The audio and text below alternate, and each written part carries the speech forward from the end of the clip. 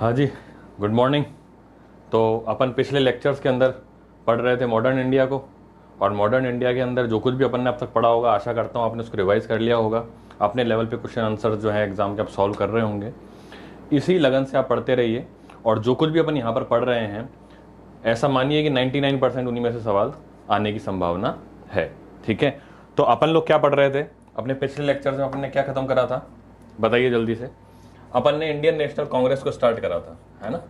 तो Indian national Congress के बारे में अपन ने पढ़ लिया था। एक क्विक रिवीजन में आपको 2 मिनट में करा देता हूँ कि भाई 1885 में स्थापना करी गई थी। लॉर्ड डफरिन उस समय वाइस राय था, हेडक्वार्टर्स मुंबई के अंदर में था। WC बनर्जी जो है पहले प्रेसिडेंट थे कांग्रेस के। एओ ह्यूम के बेहस्त पर कांग्रेस का स्थापना करी गई थी। तो यहाँ तक की अपन ने बात पूरी कर ली थी। फिर मैंने आपको पढ़ाया था कि भाई लॉर्ड कर्जन के बारे में आपको मैंने बताया था। तो जो लॉर्ड कर्जन है उन्होंने 1905 में क्या कर दिया था, बंगाल का पार्टीशन कर दिया था। अब बंगाल का जब पार्टीशन करा था तो उसके अगेंस्ट में इंडियंस ने क्या करा था, स्पेशली इंडियन नेशनल कांग्रेस ने क्या करा था, स्वदेशी आंदोलन चलाया था।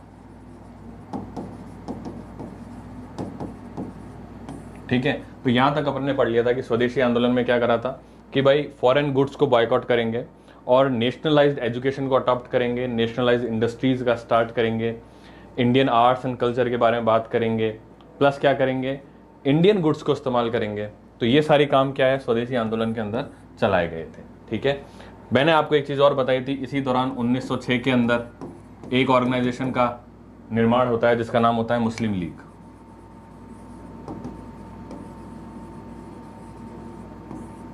ये मुस्लिम लीग क्या थी कि जब लॉर्ड कर्जन ने बंगाल का पार्टीशन करा था तो बंगाल के पार्टीशन को कुछ इस तरीके से करा था, मान लीजिए कि बंगाल है, ये 2 भागों में पार्टीशन करा था, तो बोल दिया था कि भाई ये वाला जो बंगाल है ये मुस्लिम डोमिनेटेड रहेगा, और इसीलिए मुस्लिम्स के कुछ लीडर्स थे, उनको बोला था कि भाई तुम हमारा साथ दो इस पार्टीशन के अंदर, ताकि ये वाला जो बंगाल है इस पे आपका डोमिनेंस रहेगा और आप कांग्रेस के जो है इन्फ्लुएंस से भी बाहर आ जाओगे और डायरेक्ट आप राज करने लग जाओगे।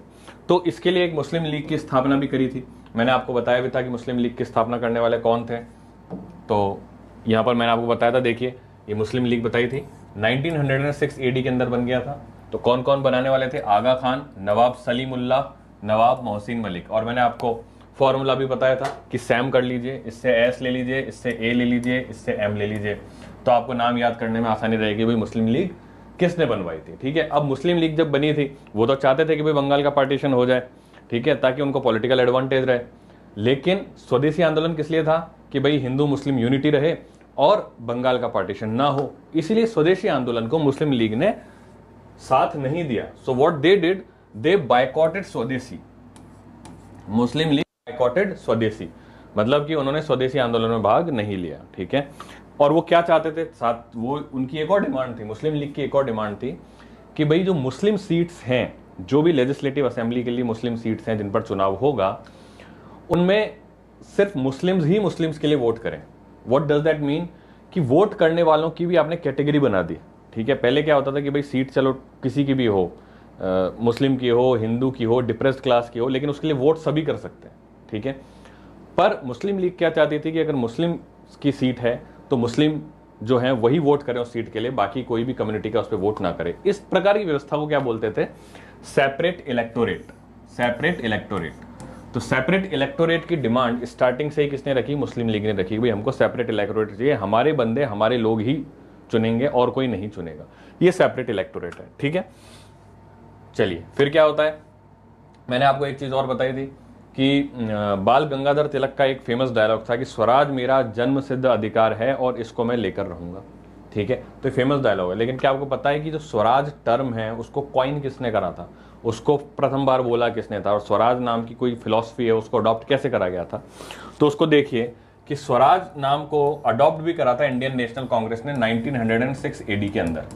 ठीक है, कलकत्ता अधिवेशन के अंदर, कलकत्ता अधिवेशन के अंदर दादा भाई नेहरू उस समय प्रेसिडेंट थे। प्रेसिडेंट कौन थे, इंडियन नेशनल कांग्रेस के प्रेसिडेंट थे दादा भाई नेहरू। ठीक है, कलकत्ता सेशन, तो उन्होंने ये बोला कि भाई Swaraj is the goal of the Indian people, Bharat के लोगों का जो लक्ष्य है वो स्वराज ही है। ठीक है, तो ये 1906 के अंदर कांग्रेस ने अडॉप्ट कर लिया था इस चीज को। ठीक है, लेकिन ये स्वराज प्राप्त कैसे करा जाए, इसके ऊपर एक्सट्रीमिस्ट और मॉडरेटर्स इनमें डिफरेंस था, मैंने बताया था नरमपंथी और गर्मपंथी। भाई एक जो नरमपंथी हुआ करते थे, मॉडरेटर्स हुआ करते थे, वो कहते थे हम कॉन्स्टिट्यूशनल मीन्स का इस्तेमाल करेंगे, हम एप्लीकेशंस देंगे, पेटिशंस देंगे, कॉन्स्टिट्यूशनल अमेंडमेंट्स कराएंगे, ठीक है।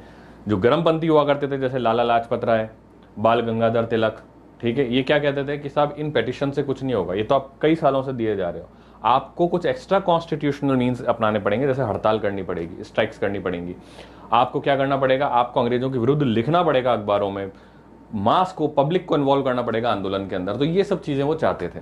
तो इस पे क्या हुआ, स्वराज को प्राप्त करने के जो मेथड हैं दोनों के अलग अलग थे, इस पे दोनों के बीच में लड़ाई हो गई, मॉडरेटर्स में और एक्सट्रीमिस्ट में। और इनमें क्या हो जाएगा लास्ट में जाकर के, सूरत का जो अधिवेशन होता है, सूरत में एक अधिवेशन होता है 1906 के अंदर, उसमें ये मॉडरेटर्स अलग निकल जाते हैं और एक्सट्रीमिस्ट अलग निकल जाते हैं। यानी यूं मान लीजिए कि जो गर्मपंथी होते हैं उनको कांग्रेस से बाहर निकाल दिया जाता है, ठीक है। तो ये सूरत स्प्लिट हो जाती है।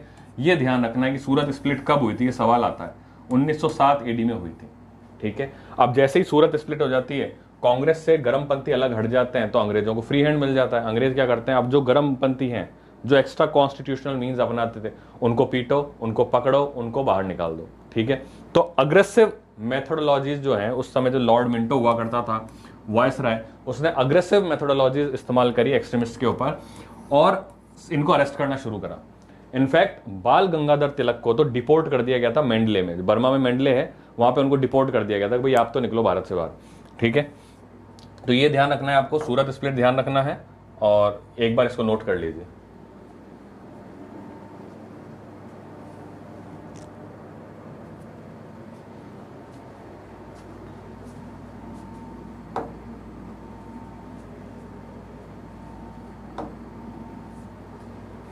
ठीक है, अब क्या होता है, 1907 में सूरत स्प्लिट हो जाती है, बाल गंगाधर तिलक को क्या करते हैं, डिपोर्ट कर देते हैं, भारत से बाहर निकाल देते हैं, ठीक है।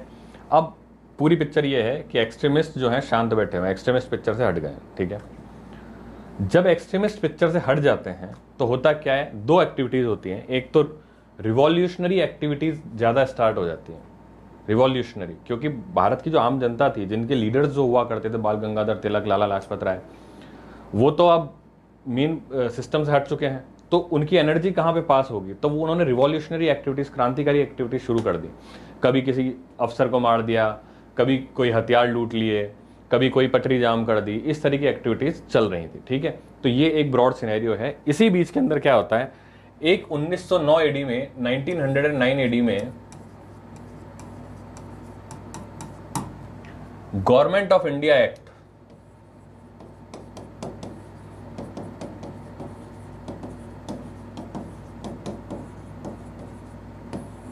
आता है, गवर्नमेंट ऑफ इंडिया एक्ट आता है। उसको कई लोग मॉर्ले मिंटो रिफॉर्म्स भी बोलते हैं। क्यों बोलते हैं, क्योंकि उस समय जो मिंटो था वो तो वायसराय था,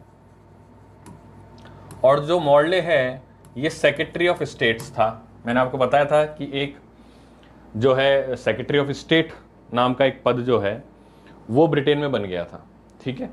तो मॉर्ले और मिंटो ने मिलकर के एक रिफॉर्म्स बनाया, एक गवर्नमेंट ऑफ इंडिया एक्ट बनाया, जिसको ब्रिटेन की पार्लियामेंट ने पास करा था। और उसमें क्या इंडिया के लिए उन्होंने ढांचा तैयार करा, क्या उन्होंने रिफॉर्म्स रखे। उन्होंने क्या बोला कि मुस्लिम्स के लिए सेपरेट इलेक्टोरेट रहेगा, यानी कि मुस्लिम लीग की जो डिमांड थी उसको इन्होंने एक्सेप्ट कर लिया। मुस्लिम लीग की जो डिमांड है उसको क्या कर लिया, एक्सेप्ट कर लिया कि सेपरेट इलेक्टोरेट रहेगा मुस्लिम्स के लिए। ये काम गलत था, लेकिन 1909 से अंग्रेजों ने ये स्टार्ट कर दिया, ठीक है। दूसरा क्या कर दिया इन्होंने कि there shall be indirect election for non officials in the legislative councils. मैंने आपको बताया था कि गवर्नर की, दो गवर्नर जनरल है जिसको वायसराय आप बोल रहे हो, उसकी दो काउंसिल्स हैं। एक एग्जीक्यूटिव काउंसिल है जो कि कानूनों को इंप्लीमेंट करवाती है, और एक लेजिस्लेटिव काउंसिल है जो कि कानून बनाती है। इस लेजिस्लेटिव काउंसिल के अंदर इन्होंने प्रावधान करा, पहले साले ब्रिटिशर्स ही हुआ करते थे, इसमें भी ब्रिटिशर्स होते थे, इसमें भी ब्रिटिशर्स होते थे। अब इन्होंने धीरे धीरे प्रावधान करा था, इंप्रूवमेंट करते करते, कि लेजिस्लेटिव काउंसिल के अंदर कुछ लोग इंडियंस भी रहेंगे और बाकी जो मेजर लोग हैं वो ब्रिटिशर्स रहेंगे, ठीक है। अब ये जो इंडियंस आएंगे, इनके लिए ये आएंगे कैसे, तो इनके लिए इनडायरेक्ट इलेक्शंस स्टार्ट करवाए कि भाई डायरेक्ट तो जनता वोट नहीं करेगी, लेकिन म्यूनसिपैलिटी से प्रोविंशियल असेंबली में आएंगे, प्रोविंशियल असेंबली से सेंट्रल असेंबली के अंदर आ जाएंगे, ऐसे करते करते इनडायरेक्ट इलेक्शंस रहेंगे इनके लिए। So there shall be indirect election for non officials in the legislative council. इनको नॉन ऑफिशियल्स बोलते थे, ठीक है ना, जो इंडियंस हैं ये नॉन ऑफिशियल्स होते थे, नॉन ऑफिशियल्स, क्योंकि ये ब्रिटिशर्स जो होते थे ये तो सारे ऑफिशियल्स होते थे, ब्रिटिश सरकार के होते थे, ये ऑफिशियल्स होते थे, ब्रिटिश सरकार के होते थे। इंडियंस को नॉन ऑफिशियल्स बोला करते थे। और ये कैसे आएंगे लेजिस्लेटिव काउंसिल में? इनडायरेक्ट इलेक्शन से, ठीक है, अप्रत्यक्ष चुनाव के द्वारा आएंगे।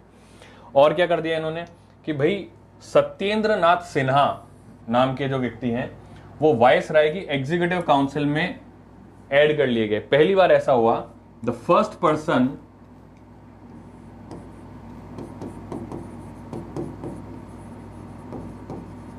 First Indian person in viceroy executive council is Satyendra नाथ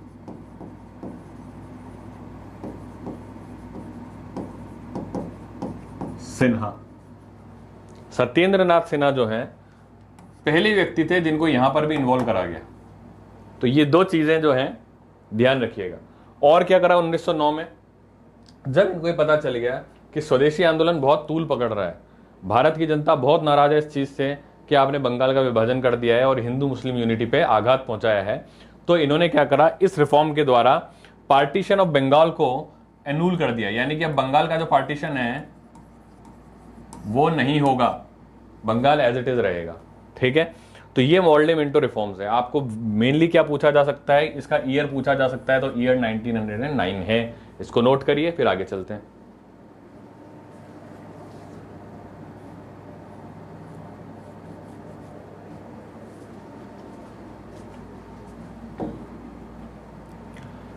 ठीक है, अब मैंने आपको बताया था कि भाई कुछ रिवॉल्यूशनरी ऑर्गेनाइजेशंस इवॉल्व होंगी, क्रांतिकारी लोग जो कि बम धमाके ये सारे काम करेंगे ताकि अंग्रेज जागें कि भैया हमको आज़ादी दो, ठीक है। तो कुछ ऑर्गेनाइजेशंस भारत के बाहर कार्य कर रही थी भारत के लिए, कुछ ऑर्गेनाइजेशंस भारत के अंदर ही कार्य कर रही थी। उनको अपन पढ़ेंगे, कई बार एग्जाम में पूछ लिया जाता है, ठीक है। So revolutionary organisations outside the India, Bharat के बाहर कौन कौन सी थी, ध्यान रखिएगा। इंडियन हाउस करके एक ऑर्गेनाइजेशन बनाई गई लंदन के अंदर 1905 में, श्यामजी कृष्ण जी वर्मा ने। श्यामजी कृष्ण जी याद रख लिया आप, तो कृष्ण जो है वही श्याम है वही कृष्ण है, तो एक तो नाम ऐसे याद रहेगा, श्याम और कृष्ण, ठीक है। लंदन में बनाई थी, इंडियन हाउस नाम की बनाई थी, ठीक है, 1905 के अंदर बनाई थी, ये ध्यान रखिएगा। एक ऑर्गेनाइजेशन ये है, ये भी रिवॉल्यूशनरी ऑर्गेनाइजेशन है। दूसरी क्या है, इंडियन इंडिपेंडेंस लीग बनाई गई थी, ठीक है, इसमें लाला हरदयाल और तारकनाथ थे। सबसे इंपॉर्टेंट गदर पार्टी 1913 की, वेरी इंपॉर्टेंट, 1913 की थी गदर पार्टी, ठीक है। ये बनाई थी लाला हरदयाल ने, तारकनाथ ने और सोहन सिंह ने, ठीक है। अब याद करने का तरीका मैंने एक सीरियल से ले लिया, आप तारक मेहता और सोडी याद रख लो, तो तारक मेहता से तो तारकनाथ हो जाएगा और सोडी से सोहन सिंह हो जाएगा, ठीक है। और बाकी लाला हरदयाल तो सब जानते ही हैं कि गदर पार्टी जो है लाला हरदयाल ने स्टार्ट करी थी। इनका जो हेडक्वार्टर्स था वो सैन फ्रांसिस्को में था। देखिए, ये रिवॉल्यूशनरी ऑर्गेनाइजेशन थी जो कि कनाडा और यूएसए के अंदर कार्य करती थी, ठीक है, भारत के लिए। ऐसा नहीं कि कनाडा यूएसए में काम करती है, कनाडा यूएसए में स्थापित थी लेकिन भारत के लिए कार्य करती थी ताकि भारत को आज़ादी दिलाई जा सके अंग्रेजों से। इनका जो हेडक्वार्टर था वो कहाँ था, सैन फ्रांसिस्को में था। और ये एक मैगजीन चलाया करते थे, एक न्यूज़पेपर चलाया करते थे जिसका नाम था द गदर, और टाइटल में लिखते थे अंग्रेजी राज का दुश्मन, द गदर, अंग्रेजी राज का दुश्मन। ये इनकी एक मैगजीन चला करती थी। तो इसको आप ध्यान रखिएगा, revolutionary organisations outside the India, एक बार नोट करो।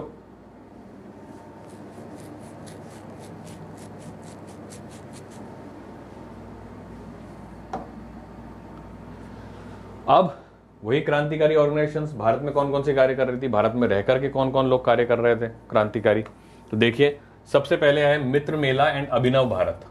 ये पूना के अंदर चलती थी और ये सावरकर ब्रदर्स चलाते थे। वीर सावरकर आपने मूवी देखी होगी, तो सावरकर ब्रदर्स जो हैं वो ये कार्य करा करते थे, वो ये दो ऑर्गेनाइजेशन चलाते थे, मित्र मेला एंड अभिनव भारत, ठीक है, पूना के अंदर, ठीक है।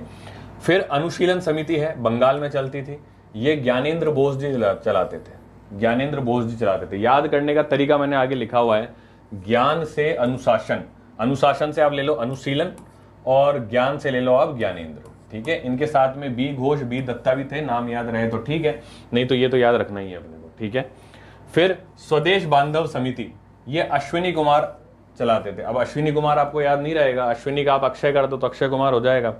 तो स्वदेश मूवी के अंदर अगर अक्षय, शाहरुख खान की जगह अक्षय कुमार होते तो याद रह जाएगा अपने को कि भाई स्वदेश बांधव समिति में अब कौन है, अक्षय कुमार है। अक्षय कुमार भी नहीं है, बेसिकली क्या है, अश्विनी कुमार है। ये तो याद करने का तरीका है। ठीक है, भारत माता सोसाइटी, अजीत सिंह। अजीत सिंह जी कौन थे? अजीत सिंह जी भगत सिंह जी के चाचा जी थे। कौन थे? भगत सिंह जी के चाचा जी थे। तो पंजाब दिल्ली में ये भारत माता सोसाइटी चलाते थे अजीत सिंह जी। ठीक है, तो ये ध्यान रखना, ये रिवॉल्यूशनरी ऑर्गेनाइजेशंस थी। सबसे इंपॉर्टेंट रिवॉल्यूशनरी ऑर्गेनाइजेशन जिसके बारे में आप जानते हो वो है हिंदुस्तान रिपब्लिक सोशलिस्ट एसोसिएशन। लेकिन जब ये स्टार्ट हुई थी उस समय इसका नाम सिर्फ था हिंदुस्तान रिपब्लिक एसोसिएशन। 1924 में स्टार्ट हुई थी एचआरए, हिंदुस्तान रिपब्लिक एसोसिएशन। इसको स्टार्ट करने वाले कौन थे? जोगेश चंद्र चटर्जी एंड सचिंद्रनाथ सान्याल। सचिंद्रनाथ सान्याल इतने बड़े क्रांतिकारी थे कि कई उन्होंने राजस्थान के अंदर भी कई क्रांतिकारी गतिविधियां करवाई थी। ठीक है, तो सचिंद्रनाथ सान्याल और जोगेश चंद्र चटर्जी। ठीक है, हिंदुस्तान रिपब्लिक एसोसिएशन बनाई थी 1924 में। भगत सिंह जी, अच्छा पहले चंद्रशेखर आजाद इसको ज्वाइन करते हैं, इसी ऑर्गेनाइजेशन को। चंद्रशेखर आजाद के ज्वाइन करने के बाद भगत सिंह जी इसको ज्वाइन करते हैं, और भगत सिंह जी जब इसको ज्वाइन करते हैं तो इसका 1928 के अंदर इसका नाम चेंज कर दिया जाता है, रिपब्लिक के साथ सोशलिस्ट भी लगा दिया जाता है। तो फिर ये बन जाती है Hindustan Republic socialist association. Socialist भी है, रिपब्लिक भी है। बेसिकली इनकी लड़ाई ये है कि भाई अंग्रेज जो है वो कैपिटलिस्ट है, पूंजीवादी है, और भारत का शोषण कर रहे हैं, भारत की इकोनॉमी, भारत का पैसा वहां ले जा रहे हैं। सोशलिस्ट का मतलब ये है कि भैया कोई एक ही आदमी अमीर क्यों बने, आपके इतने साल के राज के बाद भी भारत की जनता में बहुत गरीबी है, तो वो सारा पैसा, वो सारी जो धन दौलत है वो सबके अंदर बंटनी चाहिए। वो सारे जितने भी गरीब लोग हैं हिंदुस्तान के उन सब में बंटनी चाहिए, उन सबको बेनिफिट मिलना चाहिए। इस पद्धति को कहते हैं सोशलिज्म। तो ये जो ऑर्गेनाइजेशन थी हिंदुस्तान सोशलिस्ट रिपब्लिक एसोसिएशन, ये बेसिकली अपने रिवॉल्यूशंस के तहत यही चाहती थी कि भाई लोगों के अंदर सोशलिज्म आए और निचले तबके का भी क्या हो, उत्थान हो। ठीक है, भगत सिंह जी ने अपने स्तर पर, स्वयं के स्तर पर भी एक ऑर्गेनाइजेशन स्टार्ट करी थी 1926 में, जिसका नाम था नौजवान भारत, जिसका नाम था नौजवान सभा। 1926 में भगत सिंह जी ने स्टार्ट करी थी। यह सवाल आ सकता है, भगत सिंह जी ने क्या स्टार्ट करी थी? नौजवान सभा। कब करी थी? 1926 एडी में। ठीक है, नौजवान सभा भगत सिंह जी, ये ध्यान रखिएगा। तो ये रिवॉल्यूशनरी ऑर्गेनाइजेशंस को आप ध्यान में रखिएगा, एक बार नोट करिए।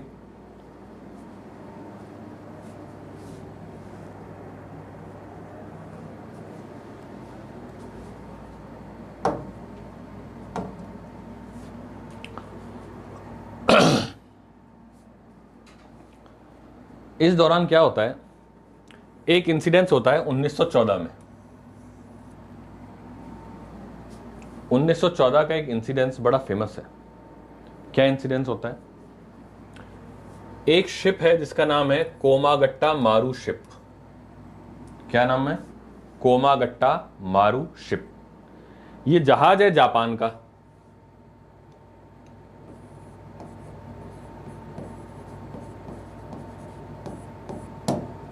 इस जापान के जहाज को किराए पर लिया लेते हैं गुरदत्त सिंह। और क्या चाहते थे कि भाई ये शिप हांगकांग से निकलेगा, हांगकांग से कुछ भारतीयों को, तकरीबन 376 भारतीयों को कनाडा लेकर के जाएगा, कनाडा के वैंकूवर में लेकर के जाएगा। ठीक है, अब होता क्या है कि जब ये बात ब्रिटिश गवर्नमेंट को पता चलती है कि भाई गुरदत्त सिंह ने एक ये शिप किराए पे लिया है, कोमागट्टा मारू शिप, और उसमें 376 भारतीयों को कनाडा ले जा रहा है, उनको ऐसी आशंका थी कि कनाडा में भी ये रिवॉल्यूशनर रिवॉल्यूशनरी एक्टिविटीज स्टार्ट कर सकते हैं, वहाँ भी हमारी कॉलोनी है। हो सकता है कि ये हमारे खिलाफ कोई प्लानिंग हो। तो ब्रिटिशर्स पहले ही कनाडा की अथॉरिटीज़ को ये बता देते हैं, बोल देते हैं कि भाई इस शिप पे जितने भी लोग हैं उनको वैंकूवर में आपको लैंड नहीं करने देना है, एज इट इज़ वापस लौटा देना है। तो जैसे ही ये शिप कनाडा पहुंचता है वैंकूवर में, वैसे ही वहाँ की जो अथॉरिटीज़ हैं इनको लैंड नहीं करने देते हैं। काफ़ी हैरेस करने के बाद इनको वापस लौटा देते हैं। जब वापस लौटा देते हैं तो ये शिप हांगकांग न जा करके कलकत्ता आता है, और कलकत्ता में आकर के इसको पार्क करा जाता है। जब कलकत्ता में पार्क करा जाता है तो यहाँ पर ब्रिटिशर्स इनको नहीं उतरने देते नीचे शिप से, जितने अंग्रेज होते हैं। ये जो हैरेसमेंट होता है, जो इन लोगों का 376 लोगों का हैरेसमेंट होता है, तो शिप के ऊपर जितने भी भारतीय होते हैं उनमें से कई जो हैं पुलिस के साथ लड़ लेते हैं, गोलीबारी चल जाती है, खून खराबा हो जाता है और एक वायलेंस की सी स्थिति उत्पन्न हो जाती है। तो ये जो इंसिडेंस होता है, एक फेमस इंसिडेंस था कोमागट्टा मारू शिप इंसिडेंस, ये 1914 में हुआ था, ये ध्यान रखिएगा, ठीक है। तो शिप निकला कहां से था? हांगकांग से। गया कहां? वैंकूवर। वैंकूवर कहां पर है? कनाडा में है। कनाडा में इसको उतारने नहीं देते हैं, तो शिप वापस कहां आता है? कोलकाता। कोलकाता में भी इनको क्या करते हैं, काफी दिनों तक शिप पर ही रखते हैं, परेशान हो चुके होते थे 376 भारतीय। यहाँ पे क्या हो जाता है, यहाँ पे आकर के वायलेंस हो जाता है, लड़ाई हो जाती है और काफी खून खराबा हो जाता है, पुलिस वाले भी मारे जाते हैं, भारतीय भी मारे जाते हैं। तो ये इंसिडेंट्स की काफी चर्चाएं चली थी। तो ये इंसिडेंट्स क्या है, 1914 में हुआ था, ये ध्यान रखना है आपको, ठीक है, एक बार नोट कर लो।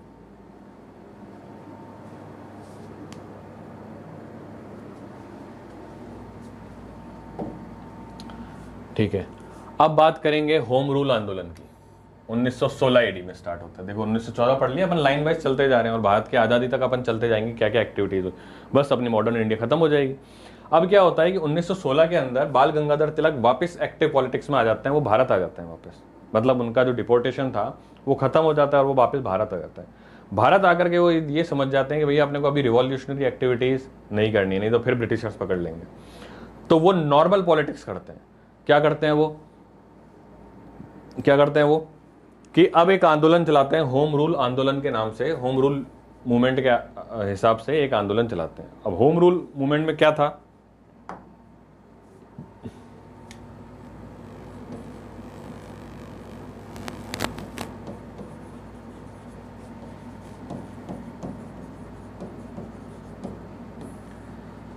पहली बात तो उनकी जो डिमांड थी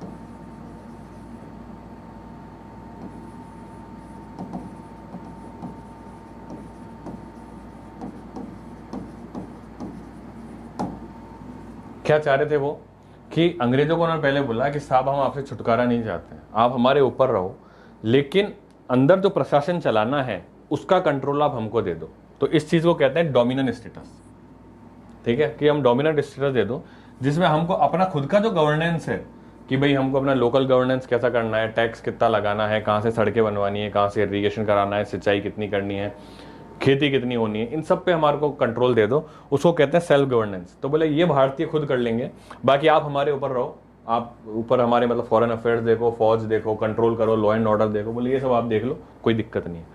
तो इसको कहते हैं होम रूल आंदोलन, कि हमारे खुद का रूल हमको करने दो, ठीक है ना। ये प्रेरित किससे है, क्योंकि ऐसा ही एक आंदोलन और ऐसा ही एक होम रूल जो है वो आयरलैंड में भी चला था, और आयरलैंड में उस समय यही स्थिति थी, ऐसा ही होता था। तो तिलक ने बोला भाई ऐसे ही होम रूल आंदोलन हमारे यहां भी चल लेंगे, ठीक है ना। और ये सारा जो उन्होंने डिमांड करी, ये शांति प्रिय तरीके से,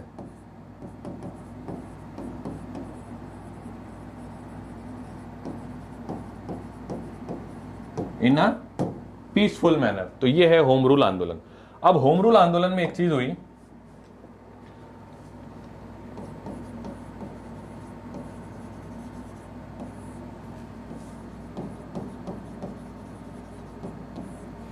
कि दो अलग अलग लोगों ने होम रूल आंदोलन चलाए थे। एक तो और 1916 में ही चलाया है दोनों ने। पहले अप्रैल में बाल गंगाधर तिलक ने चला लिया,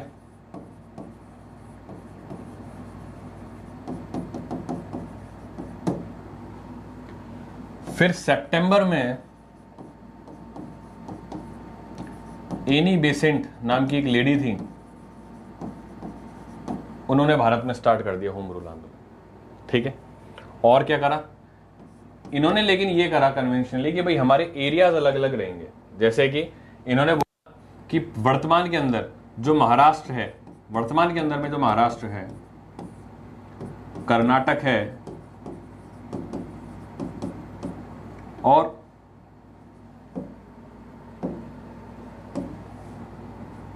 और मध्य प्रदेश है, इसमें तो बाल गंगाधर तिलक चलाएंगे, लेकिन इसमें बॉम्बे शामिल नहीं था। जो प्रेजेंट डे बॉम्बे है वो शामिल नहीं था। और रेस्ट ऑफ द इंडिया में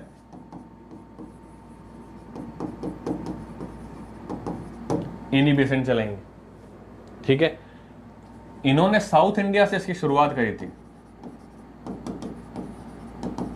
साउथ इंडिया में भी मद्रास से, अडियार से। ठीक है, और इन्होंने तो अपना बाल गंगाधर तिलक जो है इन्होंने तो पूना से शुरुआत करी थी।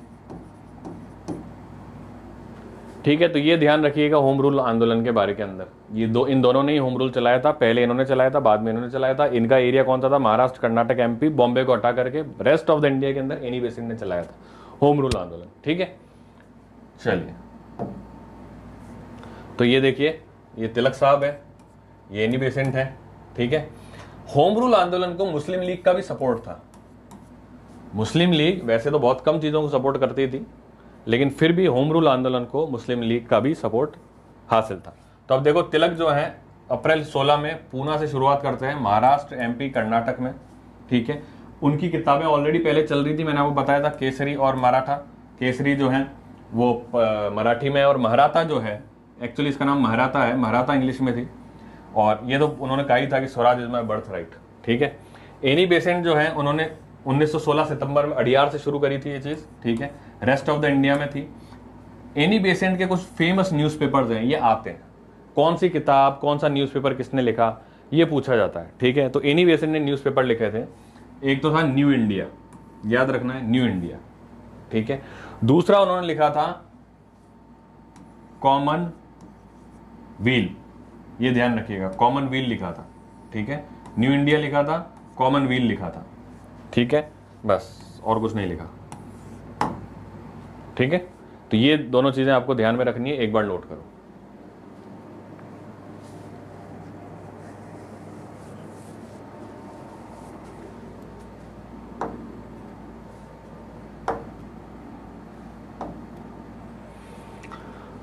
अब क्या होता है, 1916 का ही टाइम है, होम रूल आंदोलन अपन ने पढ़ा। 1916 में एक घटना और होती है। कांग्रेस में जो मॉडरेटर्स थे वो ये समझ चुके थे कि कांग्रेस को स्ट्रांग करना है, तो जो एक्सट्रीमिस्ट जो हैं, जो हमको छोड़ के जा चुके हैं, उनको वापस कांग्रेस में लाना चाहिए। और एक्सट्रीमिस्ट भी ये समझ गए थे कि जब तक कांग्रेस का साथ हमको नहीं मिलेगा तब तक अंग्रेज हमारा उत्पीड़न करते रहेंगे। तो दोनों दोबारा से यूनाइट होते हैं 1916 में। 1916 में जब वो यूनाइट होते हैं तो कांग्रेस का एक अधिवेशन चल रहा होता है, लखनऊ सेशन।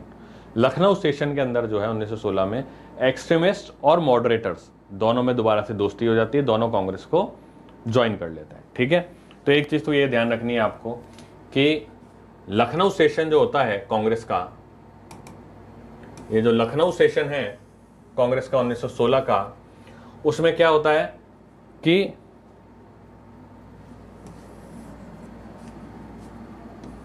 गरम दल वाले और नरम दल वाले दोबारा से यूनाइट हो जाते हैं। एक चीज तो ये ध्यान रखनी है, गरम दल और नरम दल क्या हो जाएंगे, दोबारा से यूनाइट हो जाएंगे। ठीक है, दूसरी चीज याद रखने के लिए चीज ये है कि ये हुआ क्यों, किसने बीच में मध्यस्थता करी, किसके कहने पे दोनों में दोस्ती दोबारा से हुई। तो इनका नाम याद रखना है, अंबिका चरण मजूमदार। अंबिका चरण मजूमदार, ये उस समय प्रेसिडेंट थे लखनऊ सेशन में इंडियन नेशनल कांग्रेस के। इनके कहने पर ही, इनके बिहेस्ट पर ही गरम दल और नरम दल में दोबारा से दोस्ती होती है, ठीक है। और बाल गंगाधर तिलक जैसे जितने भी गरम दल वाले थे उनको वापस से कांग्रेस के अंदर शामिल करा जाता है। एक तो ये बड़ी बात हुई। दूसरी बात, लखनऊ में ही मुस्लिम लीग और इंडियन नेशनल कांग्रेस में भी दोस्ती हो जाती है 1916 में। उसको अपन कहते हैं लखनऊ पैक्ट, उसको कहते हैं लखनऊ पैक्ट। इसमें क्या होता है, इंडियन नेशनल कांग्रेस और मुस्लिम लीग में दोस्ती हो जाती है, ठीक है।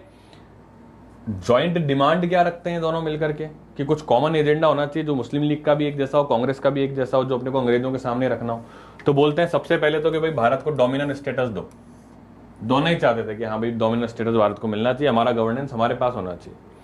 मुस्लिम लीग ये चाहती थी कि सेपरेट इलेक्टोरेट हो।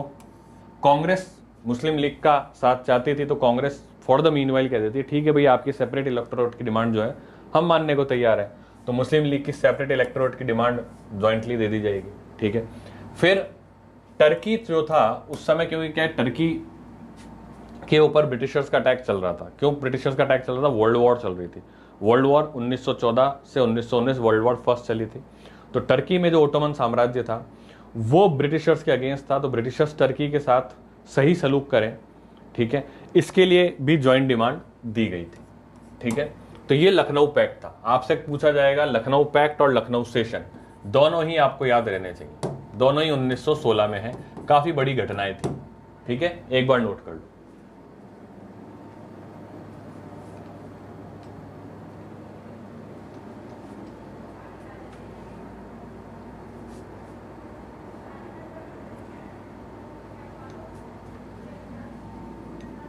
अच्छा, इसमें एक चीज और आप ध्यान रखिएगा कि अंबिका चरण मजूमदार जो हैं ये प्रेसिडेंट है लखनऊ सेशन में, लेकिन जो बिहेस्ट करी थी, रिक्वेस्ट करी थी, मनाया था कांग्रेस को कि भाई नरम दल और गरम दल साथ में आ जाए, वो रिक्वेस्ट किसने करी थी, एनी बेसेंट ने करी थी।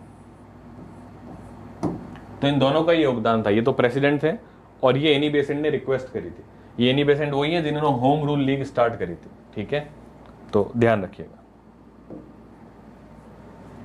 अब बात करेंगे अपन गांधी जी के बारे में, गांधी ईरा के बारे में बात करेंगे। जब भी नेशनल मूवमेंट के बारे में बात करते हैं, नेशनल आंदोलन के बारे में बात करते हैं, तो गांधी जी का याद अपने को आता है। तो अपन गांधी जी के बारे में स्टडी करते हैं, ठीक है। गांधी जी बेसिकली क्या थे पेशे से, पेशे से क्या थे गांधी जी, वकील थे। पढ़े लिखे तो थे ही, उस समय जितने भी अमीर पढ़े लिखे लोग होते थे वो वकालत का प्रोफेशन ही चुनते थे, ठीक है। तो वकील थे ये। अब क्या करते हैं, सबसे पहले वकील बनते हैं तो ये साउथ अफ्रीका के अंदर दादा अब्दुल्ला नाम के आदमी का केस लड़ने के लिए जाते हैं। किसका केस लड़ने के लिए जाते हैं, साउथ अफ्रीका में जाते हैं दादा अब्दुल्ला नाम के व्यक्ति का केस लड़ने के लिए। तो ये पूछा जा सकता है साउथ अफ्रीका में किसने बुलाया था गांधी जी को, दादा अब्दुल्ला ने। तो साउथ अफ्रीका से ही गांधी जी का इतिहास स्टार्ट हो रहा है जो अपने को पढ़ना है। जब वो वहां जाते हैं तो क्या देखते हैं कि भारतीयों के साथ बड़ा रेशियल डिस्क्रिमिनेशन हो रहा है, गोरा काला हो रहा है। भारतीयों को तो काला मानते थे, बाकी लोग गोरे होते थे, तो उनके साथ काफी भेदभाव हुआ करता था। जैसे कि एक बार वो ट्रेन से जा रहे थे, फर्स्ट क्लास की टिकट लेकर के जा रहे थे और उनको फर्स्ट क्लास के डब्बे से धक्के मार के उतार दिया गया था, ये कह के कि भाई आप तो अश्वेत हो, काला रंग है आपका, इसलिए आप इस डब्बे में नहीं बैठ सकते। तब उनको पता चला कि कितना रेशियल डिस्क्रिमिनेशन साउथ अफ्रीका में है भारतवंशियों को लेकर के। उसके प्रति उन्होंने आवाज उठाई। और भी बहुत सारे रेशियल डिस्क्रिमिनेशन होते थे उसके प्रति उन्होंने आवाज उठाई और वहां पर सत्याग्रह का इजाद करा। सत्याग्रह एक मेथोडोलॉजी, अपनी बात कैसे मनवाए अहिंसा के रास्ते से, उसका उन्होंने वहां पे इजाद करा और वहां पर टेस्ट करा सत्याग्रह को और भारतवंशियों को दोबारा से एक इज्जत दिलवाई, ठीक है। तो रेशियल डिस्क्रिमिनेशन के खिलाफ गांधी जी ने वहां पे लड़ाई लड़ी। लड़ाई लड़ने के लिए उन्होंने क्या करा, कुछ ऑर्गेनाइजेशंस बनाई, कुछ पत्रिकाएं चलाई, ठीक है। वो याद रखना है कि साउथ अफ्रीका में गांधी जी ने पहले तो नटाल इंडियन कांग्रेस बनाई। क्या बनाई, नेटल इंडियन कांग्रेस। ये पूछा जा सकता है किसने बनाई, गांधी जी ने बनाई। कहां बनाई, साउथ अफ्रीका में बनाई। क्यों बनाई, क्योंकि भारतीयों के साथ रेशियल डिस्क्रिमिनेशन होता था, उससे लड़ने के लिए एक संस्था बनाई नेटल इंडियन कांग्रेस। किसने, गांधी जी ने। साथ में और क्या बनाया उन्होंने, एक बनाया टॉल्स्टॉय फॉर्म। वह भारतीय जो कि गांधी जी के इस आंदोलन में उनके साथ हैं और अब रोजगार उनके पास नहीं है, खाने पीने के लिए भी नहीं है, तो गांधी जी बोलते थे मेरा फार्म हाउस है टॉल्स्टॉय फार्म, आप यहाँ आइए, यहाँ पर कार्य करिए और आप अपनी रोजी रोटी यहाँ से कमाइए। तो उनके लिए, सत्याग्रहियों के लिए, सत्याग्रह जो कर रहे थे लोग बाग, उनके लिए उन्होंने एक टॉल्स्टॉय फॉर्म बनाया साउथ अफ्रीका के अंदर, ठीक है। उन्होंने अपना एक न्यूज़पेपर टाइप चलाया जिसको कहते हैं इंडियन ओपिनियन, ठीक है। क्यों चलाया? ताकि भारतवासियों की जो वेदना है साउथ अफ्रीका में, उनके साथ क्या हो रहा है, ये देश विदेश में भी लोगों को पता चले कि क्या हो रहा है भारतवासियों के साथ। तो इंडियन ओपिनियन साउथ अफ्रीका में उन्होंने स्टार्ट करा, ठीक है। और क्या करा उन्होंने 1906 से लेकर 1914 तक जिस टूल का इस्तेमाल करा उन्होंने, वो था सत्याग्रह। सत्याग्रह का इजाद ही, सत्याग्रह में कितनी पावर है वो उन्होंने साउथ अफ्रीका में टेस्ट करा, और फिर वहां से टेस्ट करने के बाद फिर वो भारत में आया और भारत में ये सब इस्तेमाल करा, ठीक है। तो सत्याग्रह का इस्तेमाल कहां करा गांधी जी ने? सबसे पहले साउथ अफ्रीका में करा। और सत्याग्रह का मतलब क्या होता है अगर इंग्लिश में बोले? Passive resistance. पैसिव रेजिस्टेंस का मतलब क्या है कि मैं गलत के सामने झुकूंगा नहीं, लेकिन मैं डर के भागूंगा नहीं, मैं अपनी जगह से हिलूंगा नहीं। आपको मेरे को मारना है, आप मेरे को मारो, कोई दिक्कत नहीं, लेकिन मैं नहीं हिलूंगा, ठीक है। तो that is called a Satyagraha, passive resistance. तो सामने वाले को अपने आप ही शर्म आ जाती है कि बोले यार ये क्या कर रहा हूं यार, यानी मैं ही गलत हूं कुछ, ठीक है। तो ये है पैसिव रेजिस्टेंस, सत्याग्रह, ठीक है। अब 1914 में गांधी जी भारत वापस लौट करके आ रहे हैं। साउथ अफ्रीका में तो वो जीत गए, साउथ अफ्रीका में तो काफी हद तक उनको सक्सेस मिली थी। अब वो गांधी जी वापस लौट कर आते हैं भारत में 1914 में। 1914 से लेकर 1917 तक वो कोई पॉलिटिकल एक्टिविटी में पार्टिसिपेट नहीं करते हैं, खाली भारत का भ्रमण करते हैं, ठीक है। और वो क्या मानते थे गांधी जी कि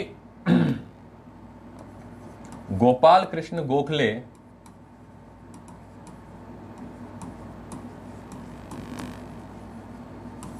इनको अपना पॉलिटिकल गुरु मानते थे। कौन?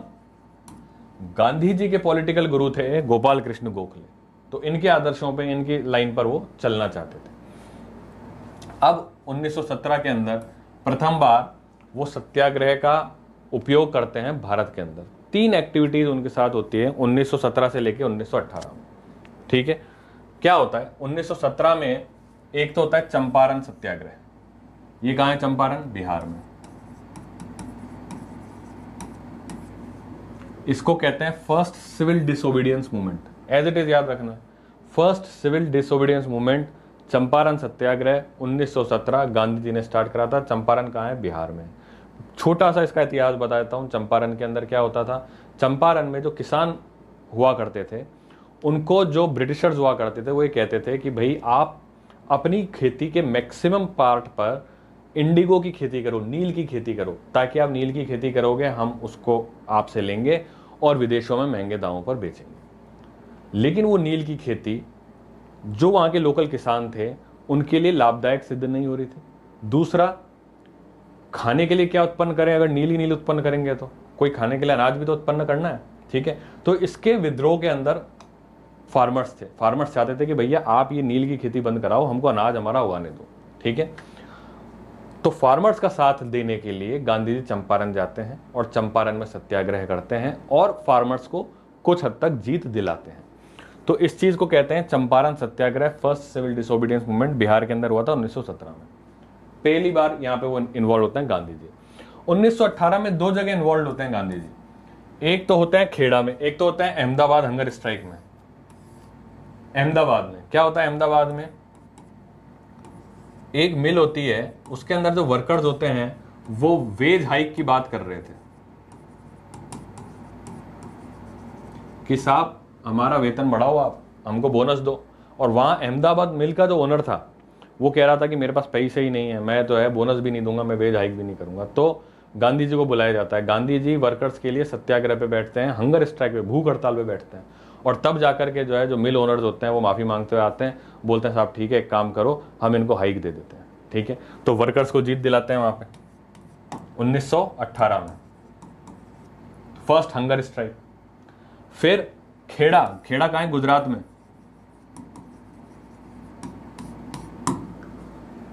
वहां पर क्या होता है? वहां पर भी फार्मर्स की प्रॉब्लम होती है, वहां पर फेमाइन पड़ा हुआ होता, अकाल पड़ा हुआ था। As per the rule British सरकार को जो कर होता था वो माफ करना था, लेकिन वो माफ कर नहीं रही थी। तो फिर क्या होता है? गांधी जी को बुलाया जाता है, गांधी जी आते हैं, गांधी जी इनके लिए लड़ाई लड़ते हैं, लड़ाई यानी सत्याग्रह करते हैं, जो भी है, ठीक है। तो वहां पर भी जो फार्मर्स हैं उनको पार्शियली जीत दिलाते हैं। खेड़ा सत्याग्रह कहते हैं उसको। इसको कहते हैं first non cooperation movement. Why non-cooperation? There is a slight difference between non-cooperation and civil disobedience. Non-cooperation के अंदर ये है कि हमें, मैं एक तरीके से कॉपरेट ही नहीं करूंगा आपकी गवर्नेंस के साथ, मैं टैक्स ही नहीं दूंगा, ठीक है। और सिविल डिसोबीडियंस का मतलब ये है कि मैं कानून तोड़ूंगा, ठीक है। आगे चल के ये और डिटेल में अपन पढ़ेंगे, क्योंकि इन टूल्स का दोबारा से इस्तेमाल करेंगे Gandhi ji non cooperation movement में और डांडी मार्च के दौरान। लेकिन स्टार्ट यहां से हुआ था। तो ये याद रखना है कि चंपारण सत्याग्रह, अहमदाबाद मिल हंगर स्ट्राइक, खेड़ा सत्याग्रह में कौन इन्वॉल्व था? गांधी जी इन्वॉल्व थे। ये 17 में हुआ था, ये 18 के अंदर में हुए थे, ठीक है। तो ये ध्यान रखिएगा, इसको नोट करिएगा। खेड़ा सत्याग्रह के दौरान वल्लभ भाई पटेल भी इनके साथ थे,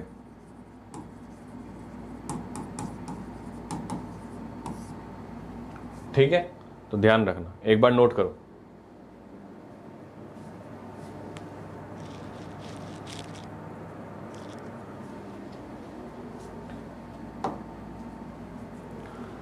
अब इस बीच में क्या होता है? 1918 तक की कहानी मैंने आपको बता दी। वो गांधी जी अब धीरे धीरे इन्वॉल्व होने लग गए। 1919 के अंदर ब्रिटिश सरकार एक कानून पास करती है जिसको कहते हैं रॉल्ट एक्ट। और इस रॉल्ट एक्ट को एक तरीके से काला कानून बोला जाता था। क्यों काला कानून बोला जाता था? इस एक्ट में प्रावधान कर दिया गया कि अब से ब्रिटिश सरकार जिस बंदे को चाहेगी उसको उठा लेगी, उसको बंदी बना लेगी, उसको अरेस्ट कर लेगी और उसको कारण भी नहीं बताएगी। बिना किसी कारण के भी अरेस्ट कर सकते हैं और ट्रायल भी नहीं कराएंगे। ये भी नहीं कि उसको कोर्ट में प्रस्तुत कर देंगे, नहीं, बस पकड़ के अरेस्ट करके रख लेंगे अनिश्चित काल के लिए। बड़ा ब्लैक कानून है। आप तो किसी को भी पकड़ के अंदर कर दोगे, बिना किसी जुर्म के अंदर कर दोगे। तो ये जो कानून था इसको रॉल्ट एक्ट कहते हैं। 1919 के अंदर में आया था। इसको कहते हैं इंग्लिश में अरेस्ट विदाउट ट्रायल। ट्रायल का मतलब होता है कोर्ट में प्रोसीडिंग्स चलाना। कोर्ट में तो चल नहीं रही, आपने अरेस्ट करके रखा हुआ है। जबकि आज भी भारत में कानून क्या है कि अगर पुलिस ने आपको अरेस्ट कर लिया है तो 24 घंटे के अंदर अंदर मजिस्ट्रेट के सामने प्रस्तुत करना पड़ेगा। और मजिस्ट्रेट चाहेगा तो आपको बंदी रखेगा, नहीं तो फ्री छोड़ देगा, ठीक है ना। लेकिन यहाँ पे तो कोई रूल ही नहीं था। अरेस्ट कर लिया तो 4 महीने तक, 6 महीने तक अरेस्ट ही पड़ा हुआ है आदमी। तो ये रॉल्ट एक्ट था जो कि काला कानून था, ठीक है। अब रॉल्ट एक्ट के विद्रोह में गांधी जी पहली बार ओपनली पॉलिटिक्स में इन्वॉल्व होते हैं कि भाई इस कानून के जो विद्रोह में मेरे को सत्याग्रह करना ही है। तो गांधी जी क्या करते हैं? Gandhi ji directly involve in national politics for the first time Rowlatt Act के विद्रोह में। और ये क्या करते हैं? इसके विद्रोह में सत्याग्रह शुरू कर देते हैं। इसके विद्रोह में क्या कर देते हैं? सत्याग्रह शुरू कर देता है। यहां पे सत्याग्रह चल रहा था। इस दौरान एक कांड हो जाता है जलियांवाला बाग में। आप सबने सुना होगा जलियांवाला बाग कांड, ठीक है। तो क्या होता है? 13 नवंबर 1919 को 13 अप्रैल 1919 को, नवंबर नहीं, गलती से मेरे मुंह से निकल गया नवंबर। 13 अप्रैल 1919 को रॉल्ट एक्ट के विद्रोह में, रॉल्ट एक्ट के अगेंस्ट में 2 आदमी जिनका नाम है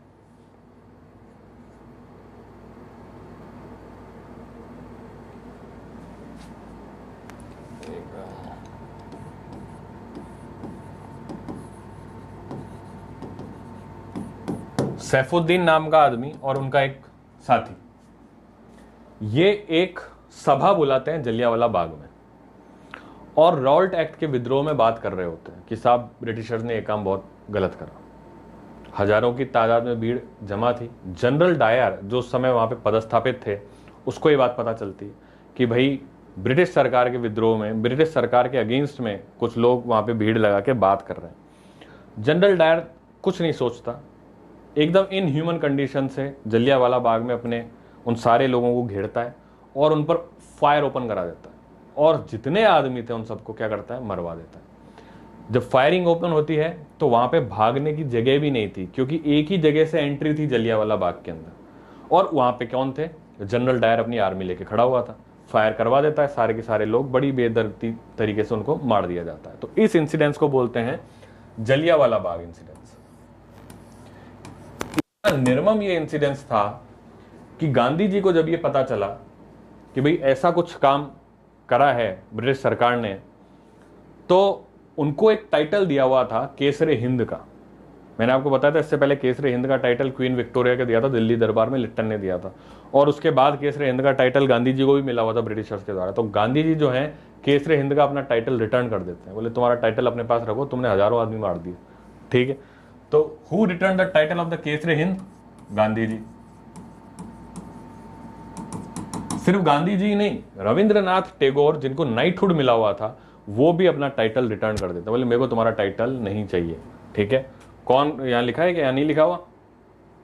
तो मैं लिख देता हूं यहां पे,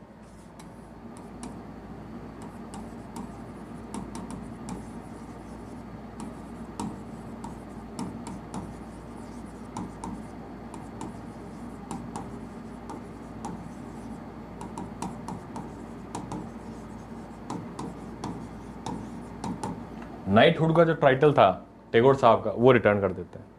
तो इसकी बहुत ही बुराई होती है जलियांवाला बाग के कांड की। अब क्या होता है, भारतवंशी तो उसकी बुराई कर रहे होते हैं कि अरे जनरल डायर ने क्या कर दिया यार, उसको सजा मिलनी चाहिए।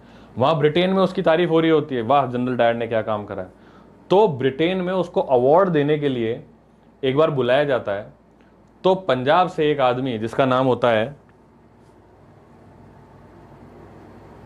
अच्छा इसमें लिखा हुआ नहीं है, चलो मैं बता देता हूं। हाँ, पंजाब से एक आदमी सरदार उधम सिंह उस फंक्शन में जाते हैं और वो जनरल डायर को गोली मार देते हैं। Shot that general Dyer in the London. क्या बोलते हैं उधम सिंह? जैसे को तैसा, तुमने मारा था हमने मार दिया, लो। तो उधम सिंह किसको मार देते हैं? जनरल डायर को मार देते हैं।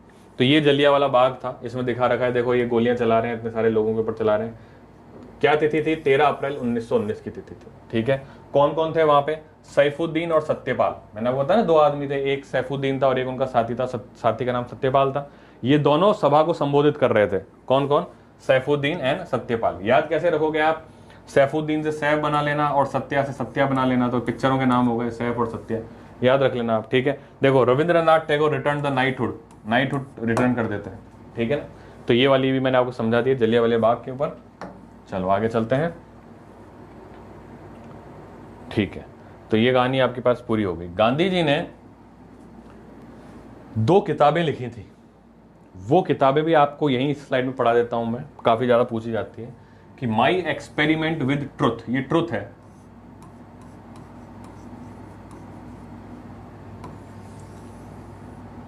माई एक्सपेरिमेंट विद ट्रुथ किताब किसने लिखी? गांधी जी। ठीक है, उन्होंने एक और किताब लिखी, हिंद स्वराज, हिंद स्वराज करके उन्होंने किताब लिखी। ठीक है, तो ये बेसिकली अपन ने गांधी जी के बारे में थोड़ा पढ़ा। गांधी जी के इतिहास में अब जैसे ये एक्टिव पॉलिटिक्स में स्टार्ट हो जाएंगे, रॉल्ट एक्ट के साथ स्टार्ट हो जाएंगे, फिर जितनी भी एक्टिविटीज होंगी कांग्रेस की या जितनी भी एक्टिविटीज होंगी नेशनल मूवमेंट की, थ्रू आउट गांधी जी उनमें इन्वॉल्व रहेंगे। एग्जाम्पल के तौर पे 1920 में नॉन कॉपरेशन मूवमेंट स्टार्ट करा था, गांधी जी ने स्टार्ट करा था। 1930 में जो डांडी मार्च हुई थी उसको इंग्लिश में अपन क्या बोलते हैं? सिविल डिसोबीडियंस मूवमेंट, तो वो भी इन्होंने करा था।